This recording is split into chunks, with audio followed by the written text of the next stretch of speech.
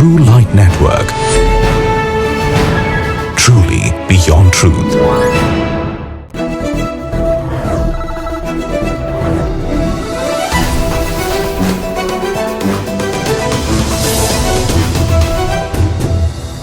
முக்கிய செய்திகள். கிறிஸ்துவை மகிமைப்படுத்திய விண்வெளி வீரர் பட்ச் வில்மோர்.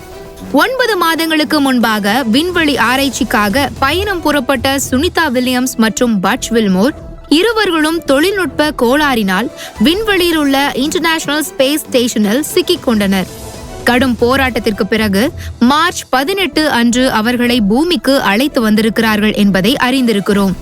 அவர்கள் விண்வெளியில் இருந்து புறப்படுவதற்கு முன்பாக அளித்த பேட்டியில் பட்ச் வில்மோர் கூறியது, Well, in answer to your question, I can tell you honestly, இந்த 9 மாதங்களிலும் என்னுடைய விசுவாசம் முதன்மையாக இருந்தது. என்னுடைய விசுவாசம் என்னுடைய இரட்சகரான இயேசு கிறிஸ்துவை சார்ந்து இருந்தது. அனைத்துமே நமது நன்மைக்காகவே நடக்கிறது. சில சமயங்களில் அது நன்மையாய் இல்லாதது போல் தெரியலாம், ஆனால் அது நன்மைக்காகவே நடக்கும் என்று தேவனை மகிமைப்படுத்தி கூறியிருக்கிறார்.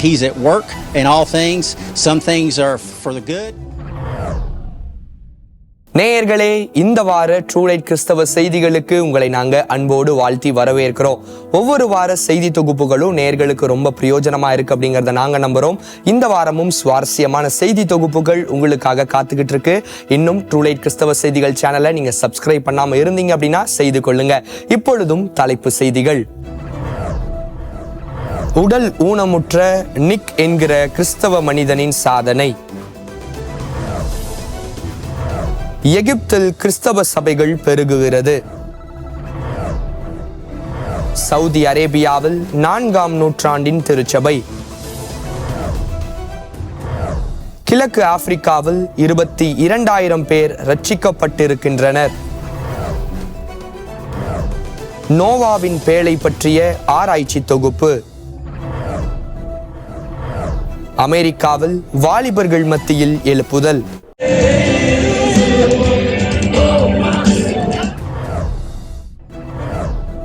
கியூபாவின் கடற்கரை பகுதியில் அநேக மக்கள் ஞான ஸ்நானம் பெற்றனர். கேரளாவில் 3 நாட்கள் நடைபெற்ற மாபெரும் கூடுகை. கலிபோர்னியாவில் தெரு பிரசங்கத்தில் 100 பேர் ரட்சிக்கப்பட்டனர். தேவனை மகிமைப்படுத்தும் ஆட்டோ ஓட்டுநர்கள்.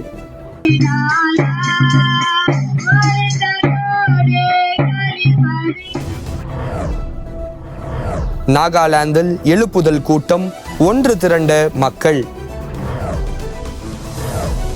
அமெரிக்காவில் இண்டிவிஜுவல் அச்சீவ்மெண்ட் அவார்ட் பெற்ற ரெவரண்ட் சாம் பி செல்லதுரை.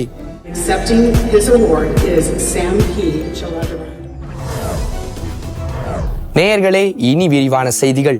முதல் செய்தியா, உடல் ஊனமா இருந்தாலும் ஆண்டவருடைய சுவிசேஷத்தை அறிவிக்கிறத நான் நிறுத்த மாட்டேன் அப்படின்னு சொல்லி அநேக லட்சங்களுக்கு சுவிசேஷத்தை அதுவும் வைராக்கியமா பிரசங்கித்து கொண்டிருக்கிற ஒரு மனிதரை குறித்ததான ஒரு செய்தி தொகுப்பை வாங்க பார்க்கலாம். Age 10, I actually tried to commit suicide by trying to drown myself in my bathtub. Nick Vujicic எனும் சுவிசேஷகர் மற்றும் ஊக்கமளிக்கும் பேச்சாளர் தன் பிறப்பால் ஊனமாக பிறந்தாலும் இவரை ஆண்டவர் வல்லமையாக எடுத்து உபயோகித்து வருகின்றார். I knew the truth of my purpose. I knew the truth that whether I am rich or poor, married or not, barren or with children. இவர் பிறக்கும் போதே ஆட்டோசோமல் ரெசசிவ் டெட்ரா எமிலியா என்கிற நோயால் பாதிக்கப்பட்டு பிறந்தார். இதனால் இவர் பெற்றோர்களுக்கும் உறவினர்களுக்கும் மிகுந்த வருத்தம் இருந்தது. என்ன செய்வது என்று அறியாமல் திகைத்து நின்றனர்.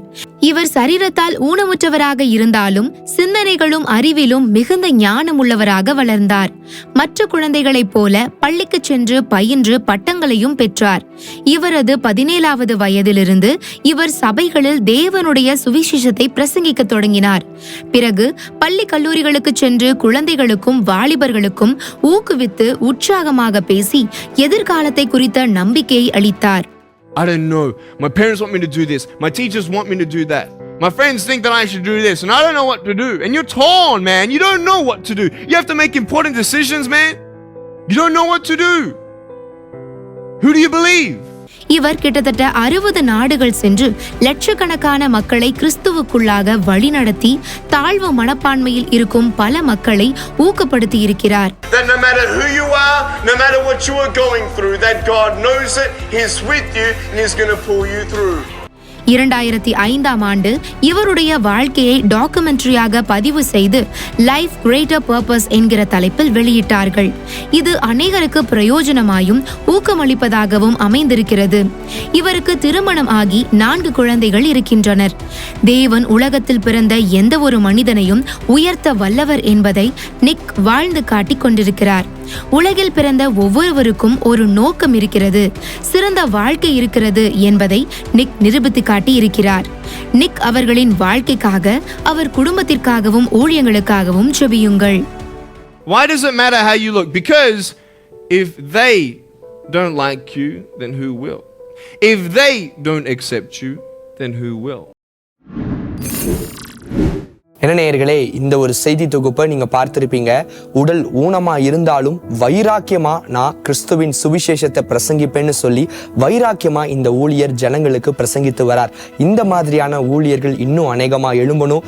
இவர்களை கொண்டு கர்த்தர் பெரிய காரியங்களை செய்யணும் அப்படிங்கிறதுக்காக ஜெபித்துக் கொள்ளுங்க. அடுத்த செய்தியா, எகிப்துல சபைகள் பெருகி கொண்டு வருகிறது. கடைசியா ஒரு செய்தி தொகுப்புல சபைகளின் எண்ணிக்கை அதிகரித்து கொண்டு வருகிறது அப்படிங்கிற செய்திகளை நம்ம பார்த்து கொண்டிருக்கிறோம் இல்லையா? இந்த ஒரு செய்தி தொகுப்பு எகிப்துல இருக்கிற வளர்ச்சிக்கான, சபையின் வளர்ச்சிக்கான ஒரு செய்தி அமைய போகுது. அதை குறித்ததான ஒரு தொகுப்பை வாங்க பார்க்கலாம். 2024ஆம் ஆண்டு கணக்கெடுப்பின்படி எகிப்து தேசத்தில் கிறிஸ்துவர்களின் எண்ணிக்கை 1 கோடியாக இருந்தது. எகிப்தில் ஜனத்தொகை கணக்கின்படி எகிப்தில் கிறிஸ்துவர்கள் 10% குறைவாகவே இருக்கின்றனர். ஆனாலும் தேவன் ஆச்சரியமான விதத்தில் எகிப்து மக்கள் மத்தியில் இடைப்பட்டு கொண்டிருக்கிறார். எகிப்தில் கட்டப்பட்டு கொண்டிருக்கிற 500 பாரம்பரிய சபைகளும் அரசாங்கம் அங்கீகாரத்தை அளித்துள்ளது. 428 அரசாங்க அங்கீகரிக்கப்பட்ட பாரம்பரிய தேவாலயங்கள் எகிப்தில் உள்ளது. பாரம்பரிய சபைகள் இல்லாமல் மற்ற வீட்டு சபைகள் மற்றும் ஆங்காங்கே உள்ள சிறு சிறு சபைகள், ஹவுஸ் சர்ச் அண்ட் பில்டிங்ஸ், இந்த சபைகளின் எண்ணிக்கை 3000ற்கும் அதிகமாக இருக்கும் என தகவல் உள்ளது. இதுவும் அரசாங்கத்தால் அதிகாரம் பெற்றவைகள். எகிப்தில் கிறிஸ்துவர்களுக்கு விரோதமான வன்முறைகள் இருந்தாலும் அதே சமயத்தில் இப்பொழுது தேவன் எகிப்து தேசத்தில் மாபெரும் எழுப்புதலை தொடங்க செய்திருக்கிறார். அதன் விளைவாக அநேக எகிப்தியர்கள் கிறிஸ்துவை தங்கள் சொந்த இரட்சகராக ஏற்றுக்கொண்டு வருகின்றனர். தேவன் எகிப்து அரசாங்க அதிகாரிகள் இருதயத்திலும் அதிகமான கிரியை செய்து கொண்டு வருகிறார். அதன் விளைவாக இப்பொழுது கிறிஸ்துவர்களுக்கு சாதகமாக பல காரியங்கள் அந்த தேசத்தில் நடந்து கொண்டிருக்கிறது. வருகின்ற நாட்களில் எகிப்து தேசத்தின் எழுப்புதலுக்காகவும் எகிப்து தேசத்திற்கும் இஸ்ரேல் தேசத்திற்கும் சுகமான உறவுகள் மேம்பட நாம் ஜெபிப்போம். என்ன நேயர்களே, இந்த ஒரு செய்தி தொகுப்பை நீங்க பார்த்திருப்பீங்க. தொடர்ந்து சபைகளின் வளர்ச்சி அதிகரித்து கொண்டே இருக்குது இல்லையா? இன்னும் உலகம் முழுவதுமா திருச்சபைகள் பெருகணும் அப்படிங்கிறதுக்காக ஜெபித்துக் கொள்ளுங்க. அடுத்த செய்தியா, சவுதி அரேபியால 4ஆம் நூற்றாண்டின் ஒரு திருச்சபையை ஆய்வாளர்கள் கண்டறிந்திருக்கிறாங்க. அதை குறித்த ஒரு வரலாறு தொகுப்பு கூட வெளியிடப்பட்டிருக்கு. அதை குறித்ததான ஒரு செய்தி தொகுப்பு உங்களுக்காக. சவுதி அரேபியாவில் கிறிஸ்தவர்கள் மிகவும் குறைவான எண்ணிக்கையிலே உள்ளார்கள். ஆனால் சவுதி அரேபியா முன்னொரு காலத்தில் விசுவாசத்துக்கு ஒரு அடையாளமாக இருந்த நாடு என்று சொன்னால் உங்களால் நம்ப முடியுமா? திருச்சபைகள் பூத்து குலுங்கின என்பதற்கு அடையாளமாக ஆராய்ச்சியாளர்கள் 4ஆம் நூற்றாண்டு சபை ஒன்றை கண்டெடுத்துள்ளார்கள். அது சவுதி அரேபியாவில் வடக்கு பகுதியில் உள்ள ஜூபைல்ஸ் என்னும் இடத்தில் இந்த சபையை ஆராய்ச்சியாளர்கள் கண்டுபிடித்துள்ளனர். சவுதி அரேபியா முன்னொரு காலத்தில் கிறிஸ்தவர்கள் அதிகமாக வாழ்ந்த நாடாக இருந்தது என்று இந்த கண்டுபிடிப்பு வெளிப்படுத்துகின்றது. ஆராய்ச்சியாளர்கள் கண்டுபிடிக்கப்பட்ட மற்றொரு சுவாரஸ்யமான தகவல், மோசேக்கு தேவன் 10 கட்டளைகள் கொடுத்த சீனாய் மலை சவுதி அரேபியாவில் உள்ள கிழக்கு பகுதியில் அமைந்திருந்த ஜபால் அல்லாஸ் மலை என்று ஆராய்ச்சியாளர்கள் உறுதி செய்துள்ளனர். இப்படிப்பட்ட கிறிஸ்தவ சரித்திரத்தை கொண்ட இந்நாட்டில் கிறிஸ்தவர்களின் எண்ணிக்கை மிகவும் குறைவாகவே உள்ளனர். சவுதி அரேபியாவில் சீக்கிரத்தில் முதல் இவாஞ்சலிக்கல் சர்ச் கட்டப்படும் என்று அறிவிப்பு அரசால் வெளியாகியுள்ளது. இது போன்ற சில மகிழ்ச்சியான சம்பவங்கள் சவுதி அரேபியாவில் சீக்கிரம் எழுப்புதலை நாம் காண செய்ய போகிறோம் என்பதை நமக்கு உறுதி செய்கிறது. சவுதி அரேபியாவில் வாழும் கிறிஸ்தவர்களுக்காகவும் வீடுகள் தோறும் நடைபெறும் வீட்டு சபைகள் தடையின்றி நடத்தப்படவும் நாம் தொடர்ந்து ஜெபிப்போம். நேயர்களே, இந்த ஒரு செய்தி தொகுப்பை நீங்க பார்த்திருப்பீங்க. இப்பொழுதும் சவுதி அரேபியால கிறிஸ்தவர்களின் எண்ணிக்கை குறைந்திருக்கு. வருகிற நாட்கள்ல ஆண்டவருடைய எழுப்புதலுக்கினி அந்த தேசத்துக்குள்ள இன்னும் தீவிரமா பரவணும் அப்படிங்கிறதுக்காக ஜெபித்துக் கொள்ளுங்க.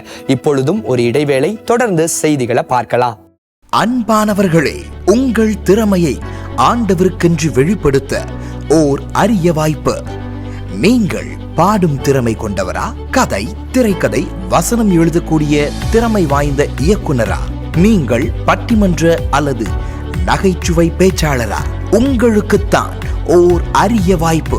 இயேசு விடுவிக்கிறார் மீடியா ஊழியத்தில் இணைந்து உங்கள் தாளந்துகளை கர்த்தருக்கென்று பயன்படுத்திட அன்புடன் அழைக்கிறோம். தொடர்புக்கு 9884404466 மற்றும் 7598651000. இருக்கரம் இணைந்து இறைவனின் ஆசி பெற்று இரு மனதையும் இணைக்கும் ஓர் பந்தம், என்றும் உங்களுடன் இருக்கும் சொந்தம் நம் bells and rings. 1 lakh profiles, 10,000 successful marriages, personalized service, personal meeting arrangements. For free registrations, log on to www.bellsandringsmatrimony.com. For more details, contact 9500 5852, 9500 5853, an exclusive Christian wedding consultant. நேயர்களே, மீண்டுமாக ட்ரூலைட் கிறிஸ்தவ செய்திகளுக்கு உங்களை நாங்க அன்போடு வாழ்த்தி வரவேற்கிறோம். அடுத்த செய்தியா, ஆப்பிரிக்கால கென்யால இருக்கிற ஒரு கூட்ட ஜனங்கள் கிறிஸ்து இயேசுவை தன் சொந்த இரட்சகரா ஏற்றுக்கொண்டிருக்கிறாங்க. அவர்கள் மத்தியில நடந்த ஒரு முக்கியமான ஒரு ஊழியத்தின் தொகுப்பை, ஒரு செய்தி தொகுப்பா வாங்க பார்க்கலாம். ஆப்பிரிக்காவில் உள்ள கென்ய தேசத்தில் நைரோபி என்கிற இடத்தில் மக்கள் மோசமான பொருளாதார சூழ்நிலையில் வாழ்ந்து கொண்டிருக்கின்றனர். குடிப்பதற்கு தண்ணீர் கூட கிடைக்காமல் அவதிப்படும் அந்நாட்டு மக்கள் அங்கு இருக்கிற அற்பமான ஓடையிலிருந்து வருகின்ற தண்ணீரை முடிந்த வரைக்கும் தூய்மைப்படுத்தி குடிக்கின்றனர். இதனால் அங்கு ஏராளமான வியாதிகளும் பரவி வருகிறது. இங்கு பக்கெட் மினிஸ்ட்ரி என்கிற கிறிஸ்தவ இயக்கத்தை நடத்தி வருகிற கிரைஸ்ட் பெத் இந்த பிரச்சனையை தீர்த்து அவர்களுக்கு சுவிசேஷம் அறிவிப்பதற்கு மிக சிறந்த வழி ஒன்றை செய்துள்ளார். இம்மக்களுக்கு ஃபில்டர் இலவசமாக கொடுத்து சுவிசேஷத்தை அறிவிப்பதே அந்த முயற்சியாகும். Many NGOs, many people have come and they have never make any impact. So when I saw them, I thought they are just the same like other people. 100 மிஷனரிகளுக்கு மேல் அந்த பகுதியில் தேவ பணி செய்து கிட்டத்தட்ட 81,771 வாட்டர் ஃபில்டர்களை மக்களுக்கு கொடுத்து 4,08,478 மக்களின் தேவைகளை பூர்த்தி செய்திருக்கின்றனர். இந்த மிஷனரிகளுக்கு தலைமை தாங்கும் ஃபோபி வாஃபுலா கூறின போது, இதன் மூலமாக நாங்கள் அவர்களுக்கு அத்தியாவசிய தேவைகளையும் சந்தித்து அவர்களுக்கு சுவிசேஷத்தையும் அறிவிக்கின்றோம் என்று கூறியிருக்கிறார். அங்குள்ள கிரேஸ் ரிவைவல் சர்ச் என்கிற சபையை சார்ந்த போதகர் ரஃபேல் டிஹாண்டா கூறிய அறிக்கையின்படி கிட்டத்தட்ட 22,000க்கும் மேல் மக்கள் கிறிஸ்துவை தங்கள் சொந்த இரட்சகராக ஏற்றுக்கொண்டிருக்கின்றனர். பக்கெட் மினிஸ்ட்ரி கிறிஸ்துவ இயக்கம் எடுத்த கணக்கெடுப்பின்படி 15,000க்கும் மேல் மக்கள் சமீப காலத்தில் ஞானஸ்தானம் பெற்று இருக்கின்றனர். இவர்கள் செய்த இந்த சேவையை CBN நியூஸ் டாக்குமெண்ட்ரியாக வெளியிட்டுள்ளது. கென்யாவில் வறுமையால் தவிக்கும் மக்களுக்காக நாம் ஜெபிக்க கடமைப்பட்டுள்ளோம். என்ன நேயர்களே, இந்த ஒரு செய்தி தொகுப்பை நீங்க பார்த்திருப்பீங்க. அங்க நடக்கிற ஊழியத்தின் தொகுப்பை நீங்க பார்த்திருந்திருக்கிறீங்க. எவ்வளவு சுவாரஸ்யமான ஒரு காரியம் இல்லையா? அங்க இருக்கிற ஜனங்களுடைய தேவையை சந்திக்கிறது மூலியமா அவங்களுக்கு சுவிசேஷம் அறிவிக்கப்பட்டிருக்கு. தொடர்ந்து அந்த பகுதிகளில் இன்னும் தீவிரமா கர்த்தருடைய எழுப்புதலுக்கு நீ பரவணும் அப்படிங்கிறதுக்காக ஜெபித்துக் கொள்ளுங்க. அடுத்த செய்தியா, நோவாவின் பேழையை குறித்ததான ஒரு ஆராய்ச்சி செய்யப்பட்டு அதை குறித்ததான ஒரு தொகுப்பு வெளியிடப்பட்டிருக்கு. ரொம்ப சுவாரஸ்யமான தொகுப்பு. இப்பொழுதும் அந்த தொகுப்பு உங்களுக்காக. துர்க்கி தேசத்தில் உள்ள ஒரு பகுதியில் 35 கிலோமீட்டர் தொலைவில் உள்ள மவுண்ட் அராக் என்கிற இடத்தில் நோவாவின் பேழை இருந்ததற்கான தடயங்கள் கண்டெடுக்கப்பட்டுள்ளது. இன்டர்நேஷனல் டீம் ஆஃப் ரிசர்ச்சர்ஸ் என்கிற ஆராய்ச்சி இயக்கம் இங்கு கிடைத்துள்ள படிமங்கள் வைத்து இந்த படிமங்கள் அனைத்தும் கிட்டத்தட்ட 3,500 இருந்து 5,000 வருடங்களுக்கு முன்பாக உள்ளது என்று ஆராய்ச்சி செய்துள்ளனர்.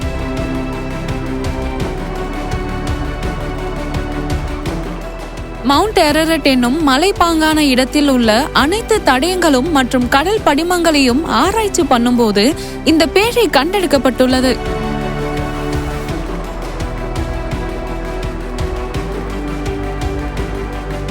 அதில் மவுண்ட் அரரட் என்கிற இந்த இடம் ஒரு காலத்தில் நீரில் மூழ்கியிருக்க கூடும் என்று உறுதி செய்கின்றனர். அது நோவாவின் வெள்ள காலத்தை குறிக்கிறது என்று சில வேத வல்லுநர்கள் கூறுகின்றனர். நோவாவின் பேழையில் உள்ள அளவுகளும் ஆராய்ச்சியில் அங்குள்ள படிமங்களின் அளவுகளும் வேதத்தில் குறிப்பிடப்பட்டுள்ள அளவுகளும் கிட்டத்தட்ட ஒத்துப்போகிறது என்று கூறுகிறார்கள். உலகில் இருக்கும் அனைத்து சரித்திர ஆராய்ச்சிகளும் வேதம் உண்மை என்றும் கிறிஸ்துவே தேவன் என்றும் உறுதி செய்கிறதாய் இருக்கிறது. வேதாகமம் ஒரு கட்டுக்கதை அல்ல. மெய்யான தேவன் மனிதர்கள் மத்தியில் தமது சித்தத்தை செய்தார் என்னும் சரித்திரங்கள் நிறைந்த மெய்யான பரிசுத்த வேதாகமத்தை நாம் வாசிக்கிறோம் என்பதை மறவாதீர்கள். தேவன் தமது வார்த்தையின் மூலமாக இன்றைக்கும் கிரியை செய்து வருகிறார். அவர் உரைத்த அனைத்து தீர்க்க தரிசனங்களும் இந்த கடைசி நாட்களில் சீக்கிரம் நிறைவேறியே தீரும். என்ன நேயர்களே, இந்த ஒரு செய்தி தொகுப்பை நீங்க பார்த்திருப்பீங்க. நோவாவின் பேழையை குறித்து நம்ம நிறைய காரியங்களை வேதத்துல வாசித்திருக்கிறோம், செய்திகள்ல கேட்டிருக்கிறோம். இந்த ஒரு ஆராய்ச்சி கண்டிப்பா ரொம்ப சுவாரஸ்யமா இருந்திருக்கும் அப்படிங்கிறத நாங்க நம்புறோம். அடுத்த செய்தியா, அமெரிக்கால அநேக வாலிபர்கள் மத்தியில எழுப்புதல் அக்கினி பரவி கொண்டிருக்கு. அவர்கள் மத்தியில நடந்து கொண்டிருக்கிற ஒரு மாற்றத்தின் செய்தியை ஒரு தொகுப்பா வாங்க பார்க்கலாம். அமெரிக்காவில் மோர்கன் டவுன் என்கிற இடத்தில் நேஷன் வைட் ரிவைவல் என்கிற நிகழ்ச்சி மார்ச் 11 அன்று நடைபெற்றது. இதில் வெஸ்ட் வர்ஜீனியா பல்கலைக்கழகத்தை சார்ந்த மாணவர்கள் கிட்டத்தட்ட 5000க்கும் மேல் கலந்து கொண்டனர். இதில் 1000க்கும் மேற்பட்ட மாணவர்கள் கிறிஸ்துவை தங்கள் சொந்த இரட்சகராக ஏற்றுக்கொண்டு ரட்சிக்கப்பட்டு ஞானஸ்நானம் பெற்றார்கள்.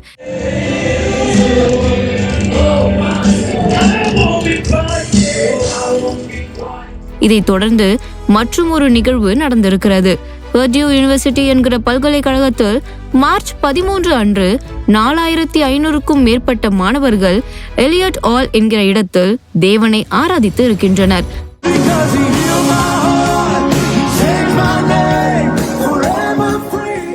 அப்பொழுது ரட்சிப்பிற்கான அழைப்பு விடுத்த போது பாதிக்கும் மேற்பட்ட மாணவர்கள் வந்து கிறிஸ்துவை தங்கள் சொந்த இரட்சகராக ஏற்றுக்கொண்டார்கள்.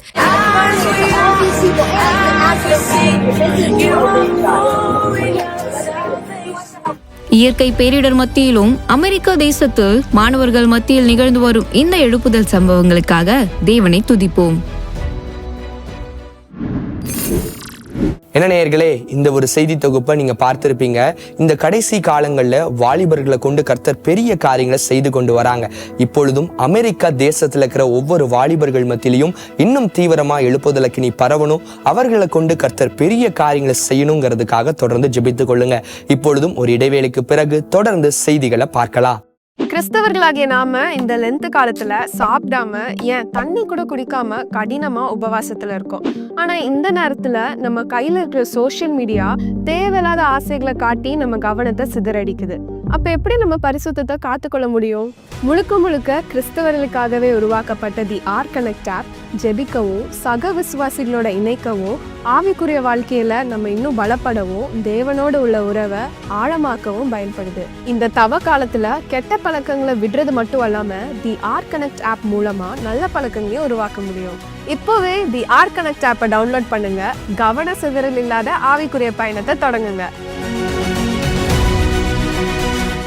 உங்கள் இவாஞ்சல் OTT-யில்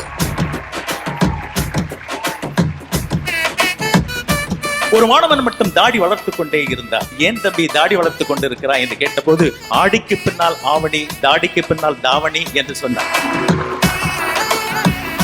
கவுன்ச்சு கூட யாரும் தமிழ்ல பேசிராம, அவன் ஆசிரியர் வந்த உடனே சொல்லுவான், ma'am this boy speaking in Tamil ma'am அப்படிமா. பட்டிமன்ற புகழ் திரு ராஜா அவர்களின் தலைமையில் தமிழ் என்ன நிலையில இருக்கு, இனி என்ன ஆக போகிறது, இத பத்தி பேசுறதுக்கு தான் இந்த பட்டிமன்றம். தமிழ் மெல்ல தளரும் அல்லது வளரும், சிந்திக்க வைக்கும் நகைச்சுவை பட்டிமன்றம். காதல் கவிதை சொன்னாங்கல்ல, அது மாணவன் தாடிக்கு பின்னாடி லேடி இருந்த மாணவன் எழுதுனது மாதிரி எனக்கு தெரியல, ஏதோ அனுபவிச்சு உணர்ந்து எழுதுனது மாதிரி எனக்கு தெரிஞ்சது. உங்கள் இவாஞ்சல் OTT-யில் விரைவில் காணத் தவறாதீர்கள். நேயர்களே, மீண்டுமாக ட்ரூலைட் கிறிஸ்தவ செய்திகளுக்கு உங்களை நாங்க அன்போடு வாழ்த்தி வரவேற்கிறோம். அடுத்த செய்தியா, கியூபா கடற்கரை பகுதியில அநேக ஜனங்கள் கிறிஸ்துவை ஏற்றுக்கொண்டு ஞானஸ்நானம் பெற்றிருக்கிறாங்க. ரொம்ப சந்தோஷமான ஒரு காரியம் இல்லையா? அதை குறித்ததான ஒரு செய்தி தொகுப்பை வாங்க பார்க்கலாம்.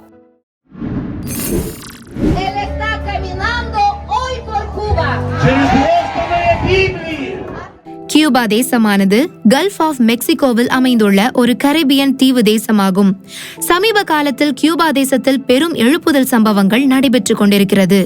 சுவிசேஷத்தை மக்கள் வாஞ்சையாய் கேட்கின்றனர். அவர்கள் மொழியில் வெளியிடப்பட்டுள்ள வேதாகமத்தை ஆர்வமாக வாங்கி படிக்கின்றனர். கூட்டம் கூட்டமாக கியூபா மக்கள் ஞான ஸ்நானம் எடுத்து இயேசு கிறிஸ்துவை அறிக்கை செய்து வருகின்றனர். ஆவியானவர் கியூபா மக்கள் மத்தியில் வெள்ளம் போல ஊற்றப்படும் சம்பவங்கள் அத்தீவுகள் முழுவதும் நடைபெறுகிறது.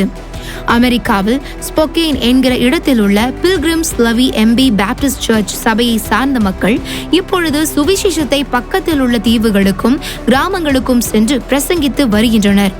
அது மட்டுமில்லாமல் சமுதாய தொண்டும் ஆற்றி வருகின்றனர்.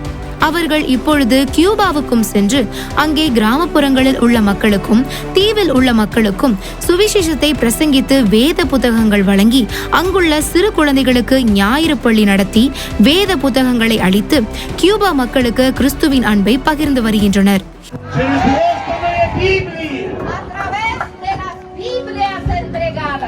கியூபாவில் பெரும் திரளாய் மக்கள் கிறிஸ்துவை ஏற்றுக்கொண்டு கடற்கரையில் கூடி ஒன்றாக ஞானஸ்நானம் பெறும் காட்சி கண்கொள்ளா காட்சியாகும்.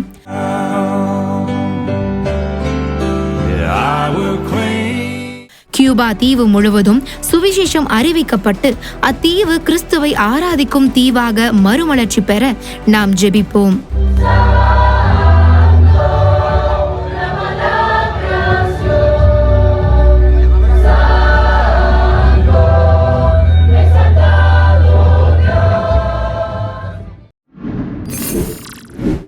என்ன நேயர்களே, இந்த ஒரு செய்தி தொகுப்பை நீங்க பார்த்திருப்பீங்க.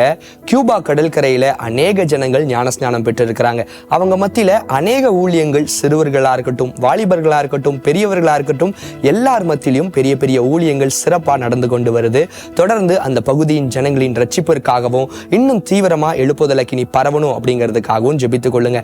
அடுத்த செய்தியா, கேரளால ஒரு மாபெரும் கன்வென்ஷன் கூடுகை நடந்திருக்கு. அங்க அநேக ஜனங்கள் கூடி ஆண்டவரை ஆராதித்திருக்கிறாங்க. அதை குறித்ததான ஒரு செய்தி தொகுப்பை வாங்க பார்க்கலாம்.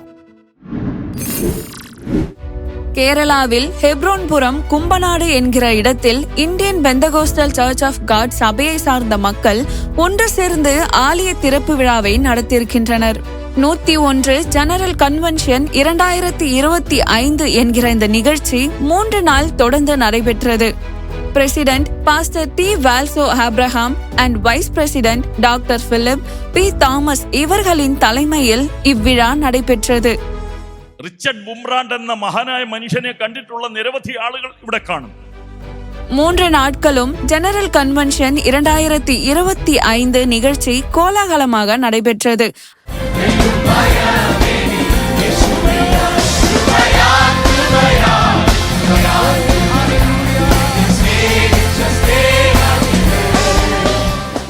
அநேக போதகர்கள் ஒன்று கூடி பாடல் நேரத்தையும் மற்றும் ஆராதனை வேலையையும் நடத்தியிருக்கின்றனர்.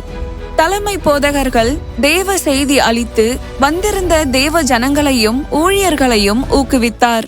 When your heart is right with God, God will take care of your enemies. Hallelujah.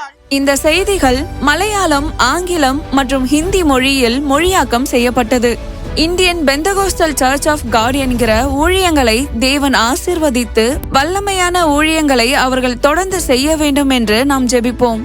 இந்திய அளவிலேயே அதிக கிறிஸ்துவர்களின் சதவீதம் கொண்ட கேரளா மாநிலத்தில் சீக்கிரம் எழுப்புதல் அக்கினி ஊற்றப்படவும் நாம் ஜெபிப்போம். என்ன நேயர்களே, இந்த ஒரு செய்தி தொகுப்பை நீங்க பார்த்திருப்பீங்க. ஜனங்கள் கூடி ஆண்டவர் ஆராதிக்கிறது எவ்வளவு சந்தோஷமான ஒரு காரியம் இல்லையா? தொடர்ந்து கேரள மாநிலத்துக்குள்ள இன்னும் தீவிரமா எழுப்புதலக்கினி பரவணும் அப்படிங்கிறதுக்காக ஜெபித்துக் கொள்ளுங்க. அடுத்த செய்தியா, கலிபோர்னியால ஒரு தெரு பிரசங்கத்தின் மூலம் அநேகர் இயேசுவை தன் சொந்த இரட்சகராய் ஏற்றுக்கொண்டிருக்கிறாங்க. அதை குறித்ததான ஒரு செய்தி தொகுப்பை வாங்க பார்க்கலாம். His son named Jesus is real and His Spirit is here to fill you tonight. அமெரிக்காவை சேர்ந்த ராஸ் ஜான்ஸ்டன் என்கிற தெரு பிரசங்கியார் அமெரிக்கா தேசமெங்கும் சென்று தெரு வீதிகளில் நின்று தேவனுடைய சுவிசேஷத்தை அறிவித்து ஜனங்களை கிறிஸ்துவனிடத்தில் சேர்த்துக் கொண்டிருக்கிறார். அப்படி ஒரு சம்பவம் இப்போது கலிபோர்னியாவில் நடந்திருக்கிறது.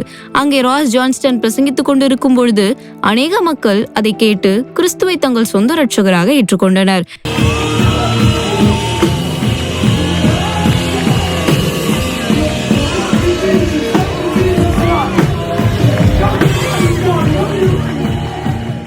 கிட்டத்தட்ட அவர்கள் கணக்கெடுப்பின்படி 100க்கும் மேற்பட்டோர் கிறிஸ்துவை தங்கள் சொந்த இரட்சகராக ஏற்றுக்கொண்டனர் என்று கூறுகின்றனர். அந்த காணொளியில் தேவனுடைய அன்பை குறித்தும் தேவன் உங்கள் கவலைகளில் இருந்தும் மன போராட்டத்தில் இருந்து விடுதலை ஆக்குகிறார் என்று கூறியிருக்கிறார்.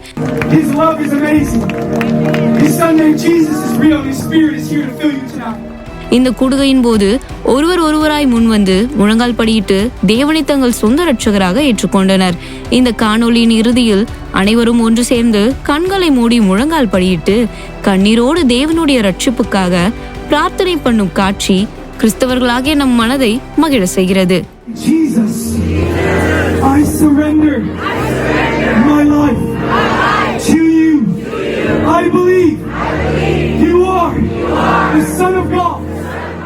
தேவனுக்கே மகிமை உண்டாவதாக. என்ன நேயர்களே, இந்த ஒரு செய்தி தொகுப்பை நீங்க பார்த்திருப்பீங்க. தொடர்ந்து கலிபோர்னியா தேசத்தின் எழுப்புதலுக்காகவும் அங்க இருக்கிற ஒவ்வொரு ஜனங்களும் கிறிஸ்துவ தன் சொந்த இரட்சகராய் ஏற்றுக்கொள்ளணும், அங்க இருக்கிற ஜனங்கள் மத்தியிலிருந்து தெரு பிரசங்கம் செய்கிறவர்கள் அநேகமா எழுமணும் அப்படிங்கிறதுக்காக ஜெபித்துக் கொள்ளுங்க. இப்பொழுதும் ஒரு சிறிய இடைவேளை. CBSE Madavaram and Cordier. Admission open for 2025 to 26. For pre-KG to grade 6 and grade 11. To enroll contact 755000112. என்ன மலத்தியக்கா, என்ன பண்றீங்க? மொபைல்ல ஸ்பேஸ் இல்ல சுபி. என்னக்கா தேவையில்லாத நிறைய ஆப்பை இன்ஸ்டால் பண்ணி வச்சிருக்கீங்க போல. தேவையில்லாத ஆப் எல்லாம் இல்ல சுபி, எல்லாம் நம்ம கிறிஸ்துவ ஆப்பை தான் வச்சிருக்கேன். அக்கா, இப்போ நமக்கு நிறைய ஆப் வேண்டாம், ஒரே ஆப் போதும். ஒரே ஆப் போதுமா? ஒரே ஆப் போதும். அதுல நீங்க எல்லா ஊழியர்களுடைய நிகழ்ச்சியும் பார்க்கலாம். அந்த ஆப்போட பேர் என்னமா? இவாஞ்சல் ஓடிடிக்கா. இந்த இவாஞ்சல் ஓடிடிய நான் எப்படி இன்ஸ்டால் பண்றது? ரொம்ப சிம்பிள் தான். பிளே ஸ்டோருக்கு போய் இவாஞ்சல் ஓடிடின்னு டைப் பண்ணுங்க. ஆப்பிள் போன் வச்சிருந்தா ஆப்பிள் ஸ்டோருக்கு போய் டவுன்லோட் பண்ணிக்கோங்க. டவுன்லோட் பண்ணி உள்ள போனா சைன் அப் வித் கூகுள்னு ஒரு ஆப்ஷன் இருக்கும். அதை கிளிக் பண்ணி உங்க ஜிமெயில் ஐடி சூஸ் பண்ணிக்கோங்க.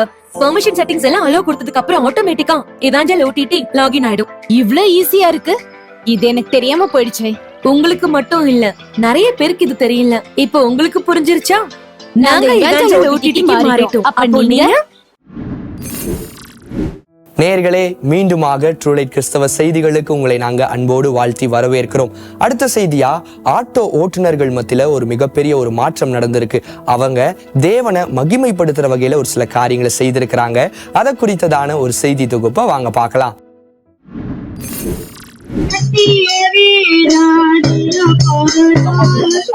தமிழ்நாட்டை சேர்ந்த ஒரு பெண் ஆட்டோ ஓட்டுநர் இப்போது கிறிஸ்துவின் சுவிசேஷ ஊழியத்தை சிறப்பாக செய்து வருகிறார். இவர் ஆட்டோவில் பிரயாணம் செய்யும் போது ஆங்காங்கே ஒரு வானொலி வைத்து சிறிய மைக்கில் சுவிசேஷம் அறிவித்து பாடல் வழியாக பிறரை உற்சாகப்படுத்தி தேவனுடைய ஊழியத்திற்கு மகிமை சேர்த்து வருகிறார்.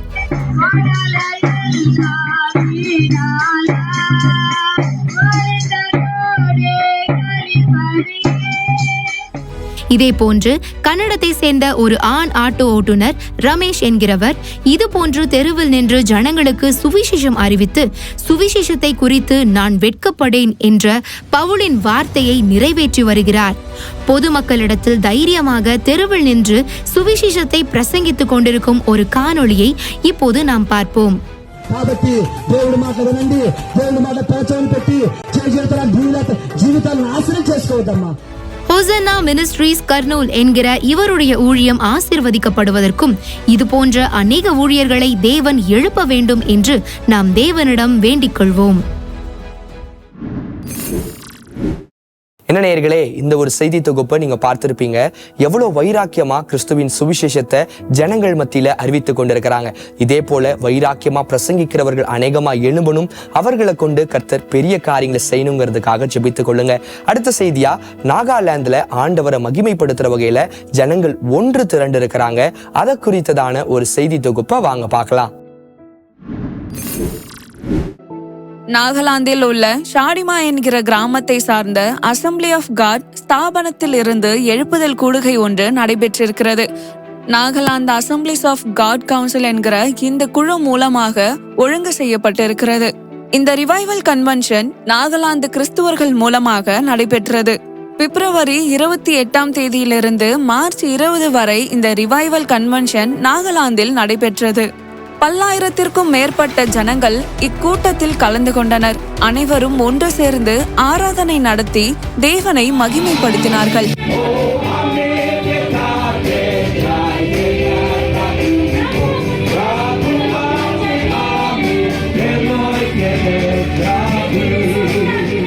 இந்த நாட்களில் தேவனுடைய கரம் நாகாலாந்தில் அதிகமாய் செயல்பட ஆரம்பித்திருக்கிறது.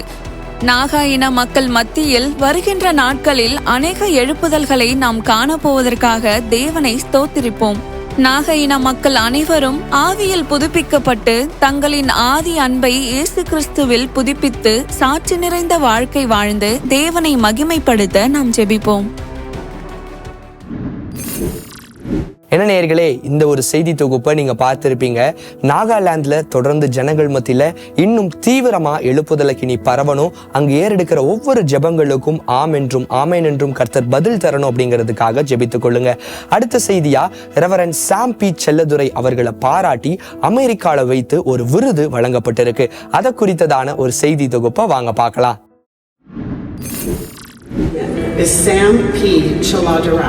AFT திருச்சபையின் தலைமை போதகரான ரெவரண்ட் சாம் பி செல்லதுரை இணையதளத்தை பயன்படுத்தி சிறந்த முறையில் சுவிசேஷம் சொன்னதற்காக அமெரிக்காவில் கிறிஸ்தவ இயக்கம் ஒன்று இன்டர்நேஷனல் கிறிஸ்டியன் மீடியா கன்வென்ஷன் என்கிற கிறிஸ்தவ நிகழ்ச்சியில் அவருக்கு இன்டர்நேஷனல் இண்டிவிஜுவல் அச்சீவ்மெண்ட் அவார்டு விருதை வழங்கியுள்ளது.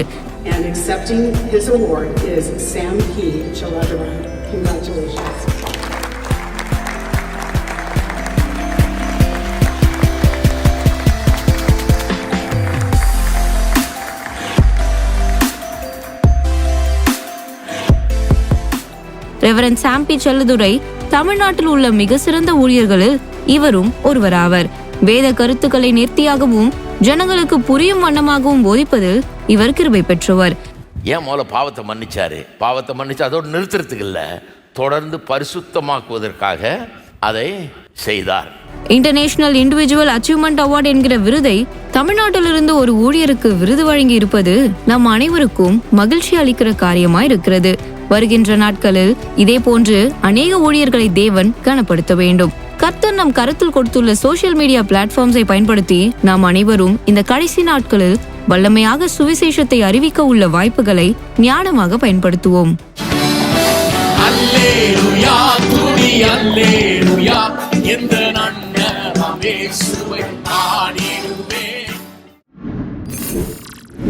என்ன நேயர்களே, இந்த ஒரு செய்தி தொகுப்பை நீங்க பார்த்திருப்பீங்க.